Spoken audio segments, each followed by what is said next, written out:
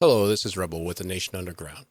I just want to start off by saying management, staff, and our community, we come together tonight with heavy hearts and profound sadness as we mourn the devastating loss of life in the Texas Hill Country flooding. At least 43 people have lost their lives, including 15 children. 27 young girls from Camp Mystic still remain missing, and a dozen more families across the region are grieving loved ones who will never come home. To these families whose children were swept away in those dark morning hours of July 4th, to the parents whose daughters were attending Camp Mystic, to everyone who has lost someone in this unthinkable tragedy, please know that our hearts go out to you. These were not just statistics, these were bright, vibrant young souls with dreams, laughter, and whole lives ahead of them. But tonight we also must speak a difficult truth. While we honor these precious lives, we can't ignore that this tragedy exposes failures that run far deeper than the floodwaters that claimed them. But first, I want to address the despicable circus that has erupted on social media and in political circles. While families were desperately searching for their missing children, while rescue workers were pulling bodies from the water, certain politicians and social media personalities decided this was the perfect moment to score political points and generate clicks. I mean, we've seen everything from conspiracy theories claiming the floodwaters were fake weather orchestrated by some shadowy cabal to predictable finger-pointing about federal budget cuts. These vultures descended on this tragedy not to help, not to comfort, but to exploit the suffering of Texas families for their own gain. So to every politician, pundit, and social media influencer who used the deaths of children as ammunition for your partisan battles, you are beneath contempt. While parents were identifying their daughters' bodies, you were crafting tweets. While rescue workers were risking their lives, you were calculating engagement metrics. You have disgraced yourself and dishonored the memory of these children. But if you want to direct your anger somewhere, direct it at the people who actually had the power to prevent this tragedy and chose not to act. But there's one thing I want to address, and let's be clear about one thing. The National Weather Service did its job. Greg Waller, Service Coordination Hydrologist with the National Weather Service West Gulf River Forecast Center in Fort Worth, stated unequivocally, we had the adequate staffing. We had adequate technology. This was us doing our job to the best of our abilities. Staffing data provided by the National Weather Service's labor union even showed that San Angelo Forecasting Office currently had only 4 vacancies out of 23 positions. San Antonio had 6 vacancies out of 26. And according to the National Weather Service Legislative Director Tom Fay, this was adequate to issue timely forecasts and warnings before and during the emergency. I mean, the timeline even proves that the NWS performed their duties. A flood watch was issued Thursday at 1:18 p.m. Flash flood warnings began at 1:14 a.m. Friday, and flash flood emergency was declared at 4:03 a.m. At least one independent meteorologist working in Texas confirmed that we have seen absolutely nothing to suggest that current staffing or budget issues within NOAA and the NWS played any role at all in this event. Social media complaints blaming weather service cuts, they're just a distraction from the real culprits. The money and the system that could have saved lives were available. They just weren't used. So let's start with the most immediate failure, Camp Mystic itself. This camp sits on what locals call Flash Flood Alley.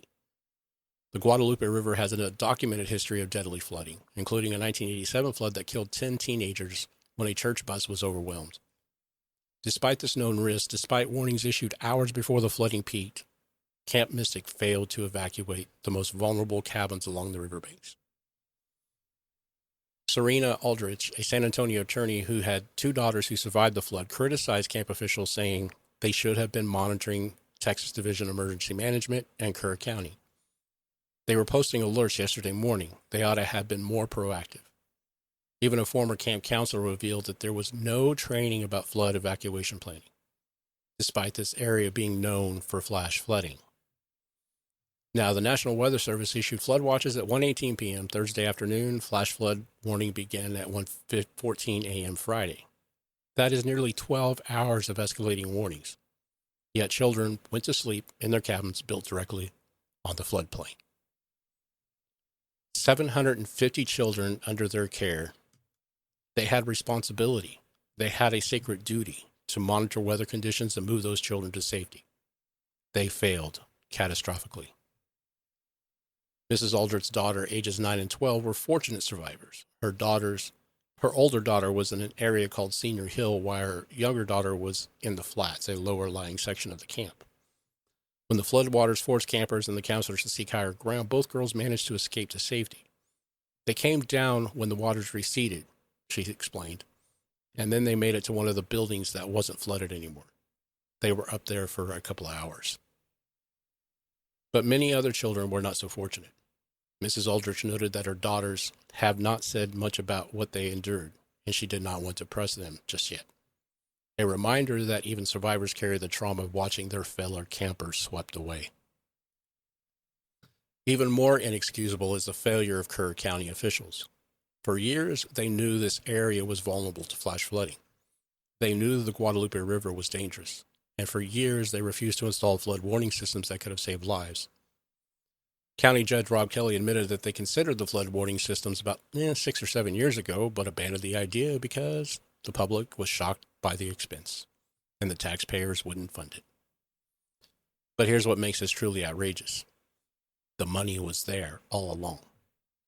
The Texas Flood Infrastructure Fund specifically provides grants at zero-interest loans for flood mitigation projects, including warning systems and stream gauges.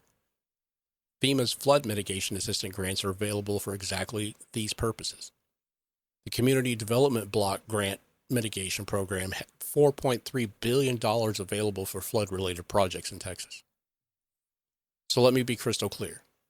Kerr County could have applied and received state and federal funding to install flood warning systems.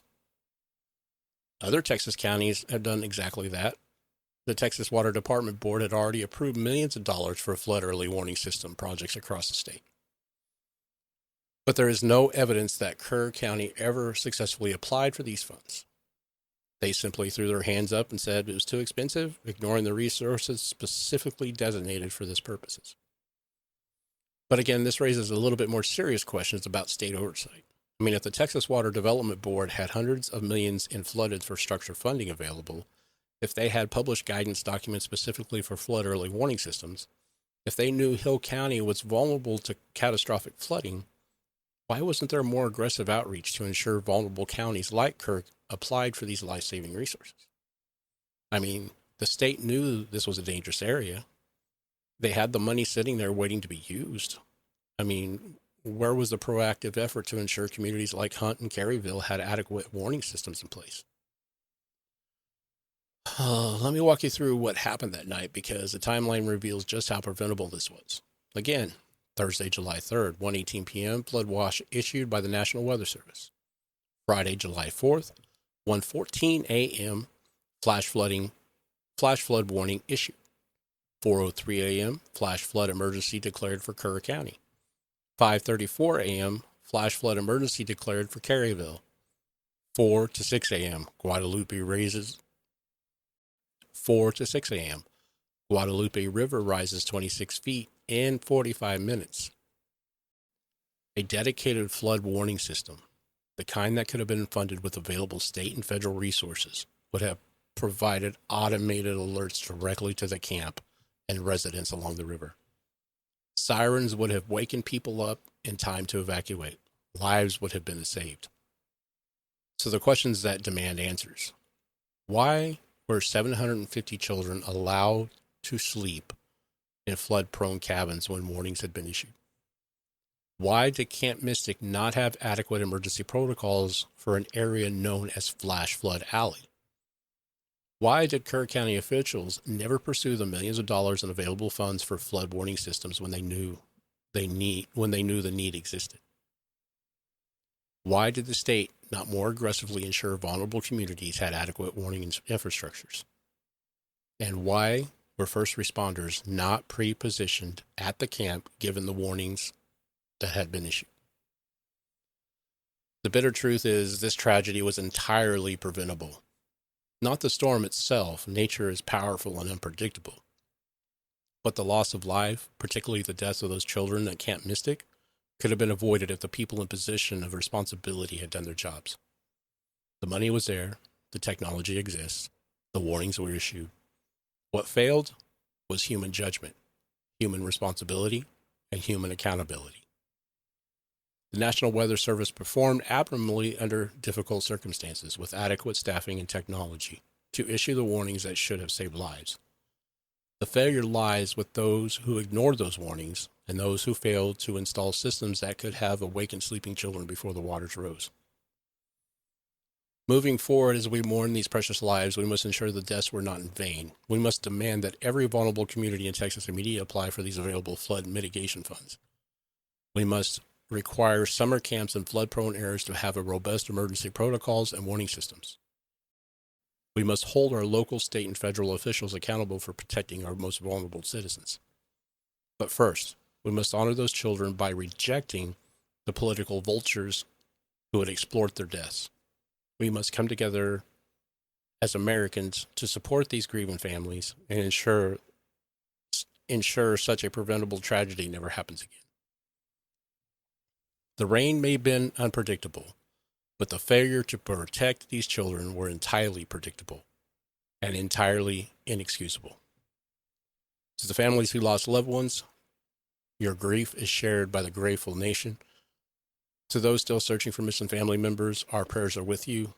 And to the first responders still searching through the debris and heartbreak, thank you for your courage and dedication in these darkest hours. May God bless the victims of this tragedy, comfort their families, and guide us toward the changes needed to prevent such a heartbreak in the future.